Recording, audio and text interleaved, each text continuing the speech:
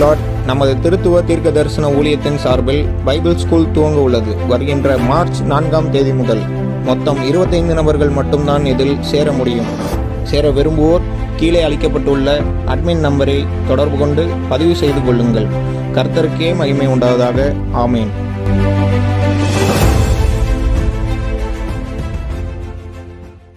Hello, praise Lord. எப்படி இருக்கீங்க? நல்லா இருக்கீங்களா? ஆதியாகமம் 14ஆம் அதிகாரம் 20வது வசனத்தை நம்ம பார்க்கலாம். உன் சத்துருக்களை உன் கையில் ஒப்பு கொடுத்த உன்னதமான தேவனுக்கு ஸ்தோத்திரம் என்று சொன்னான். இவனுக்கு ஆபிராம் எல்லாவற்றிலும் தசம பாகம் கொடுத்தான். இதுல நீங்க பாத்தீங்கன்னா இந்த வார்த்தையை சொன்னது யாருன்னா, தேவனுடைய ஆசாரியனாயிருந்த சாலேமின் ராஜாவாகிய மெல்கிசேதேக்கு ஆபிராமை ஆசீர்வதிக்கும் போது ஏறெடுத்த ஒரு காரியம் தான், ஏறெடுத்த ஒரு வார்த்தை தான் இது. என்ன சொல்றாங்க? அழகா சொல்றாங்க. நீங்க பாருங்க, அந்த 20வது உன் சத்துருக்களை உன் கையில் ஒப்பு கொடுத்த உன்னதமான தேவனுக்கு ஸ்தோத்திரம். இன்னைக்கு நம்மளுடைய வாழ்க்கையில அநேக சத்துருக்கள் இருக்காங்க, கரெக்டுங்களா இல்லைங்களா? நிறைய பேர் நம்ம கூடவே இருக்கிற மனிதர்கள் நம்மளுக்கு எதிராக நின்றுருக்கலாம், இல்லைன்னா நம்ம கிட்ட நல்ல பேசின நண்பர்கள் கூட நம்மளுக்கு துரோகம் செய்து விட்டு அவங்க போயிருக்கலாம்.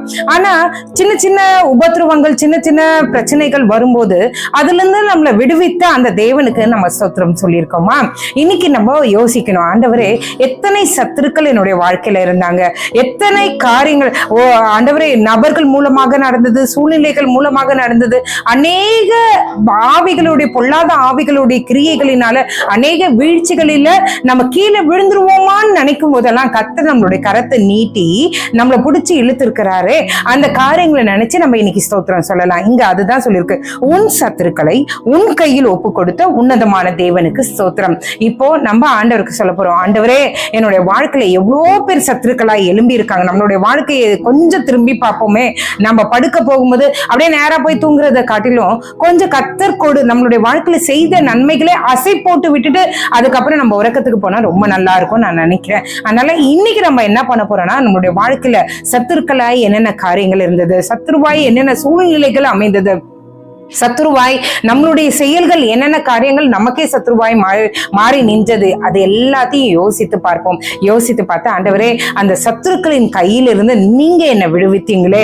இன்னைக்கு திரும்பி பார்க்கும்போது நம்ம நினைப்போம், அந்த பிரச்சனை எல்லாம் எப்படி போச்சுன்னே தெரியல, ஐயோ அந்த நேரம் வரும்போது நான் எவ்வளவு அழுதேன், இப்ப யோசிச்சு பார்க்கும்போது அது லைட்டா தெரியுது, அது எப்படி போச்சுன்னே நம்மளுக்கு தெரியல. என்னுடைய வாழ்க்கையில நான் நிறைய முறை நான் யோசிச்சு பார்த்திருக்கேன், ஐயோ இந்த பிரச்சனை எப்படி போச்சுன்னே தெரியலையே.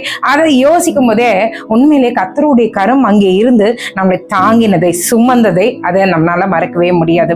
சோ இந்த இரவு நம்ம என்ன பண்ண போறோம்னா, ஆண்டவரே சத்துருக்களாய் எத்தனோ பேர் எழும்பினாங்க, சத்துருக்களாய் எத்தனை சூழ்நிலைகள் இருந்தது, அத்தனை சூழ்நிலைகளிலும் உங்களுடைய கரத்தை நீட்டி நீர் எங்களை பாதுகாத்தீங்களே, எங்களுக்கு அந்த சத்துருக்களை மேற்கொள்ளத்தக்கதான பலத்தை நீர் எங்களுக்கு கொடுத்தீங்களே, உங்களுக்கு ஸ்தோத்திரம் அப்படின்னு சொல்லிட்டு எல்லா காரியங்களும் நம்மளுடைய வாழ்க்கையில நடந்த அத்தனை காரியங்களும் அசை போட்டு அசை போட்டு அசை போட்டு கர்த்தருக்கு ஸ்தோத்திரம் சொல்லி விட்டுட்டு எந்த அளவுக்கு ஸ்தோத்திரம் சொல்ல முடியுமோ அந்த அளவு ஸ்தோத்திரத்தை செலுத்தி விட்டு நம்மளுடைய படுக்கைக்கு நேரா நம்ம போகலாம். ஜெபம் பண்ணலாமா? எங்களை நேசிக்கிற நல்ல பரமபிதாவே, ஆண்டவரே நாங்கள் இப்பொழுது திரும்பி பார்க்கிறோம். ஆண்டவரே எங்களுடைய இத்தனை வயதுல, ஆண்டவரே இத்தனை காலங்கள், ஆண்டவரே எனக்கு இந்த வயதுல இங்க இப்போ நான் சொல்லி கொண்டிருக்கும் போது ஒரு சகோதரி நீங்க இப்படிதான் ஜெபம் பண்றீங்க, ஆண்டவரே என்னுடைய 12வது வயதுல ஆண்டவரே இப்படி ஒரு பிரச்சனை இருந்ததே, அதை எப்படி தாண்டுறேன்னு எனக்கு தெரியல, உங்களுடைய கரம் அழகா என்னை நடத்தினதே, அதுக்காக உமக்கு நன்றி. கரெக்ட். இந்த சிஸ்டரை போல எத்தனை பேர் இந்த நேரத்துல ஜெபம் பண்றீங்க, உங்களுக்கு சத்துருவாய் எந்தெந்த சூழ்நிலைகள் அமைந்தது, சத்துருவாய் எந்தெந்த நபர்கள் நீங்க ஒவ்வொன்றையும் நினைங்க. ஆண்டவர் எப்படியெல்லாம் அழகாய் நம்மளை நேர்வழியாய் நடத்தினாரே, அவருக்கு நன்றி சொல்ல வேண்டாமா?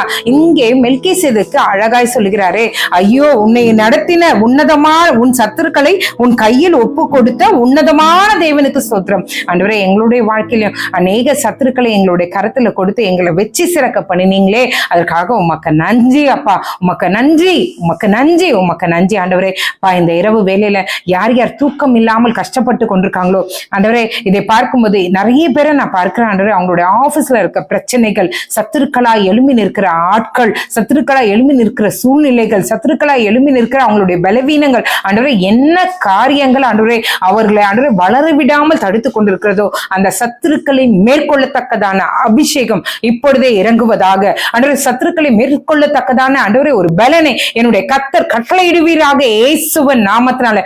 யார் யார் பார்த்து கொண்டிருக்கிறார்களோ, யார் யார் ஜெபித்துக் கொண்டிருக்காங்களோ ஒவ்வொருவர் மேலும் ஆண்டவரே உம்முடைய அபிஷேக கரம் நீட்டப்படுவதாக, உம்முடைய அபிஷேகத்தினால அவர்கள் நிரப்பப்படுவார்களாக ஆண்டவரே.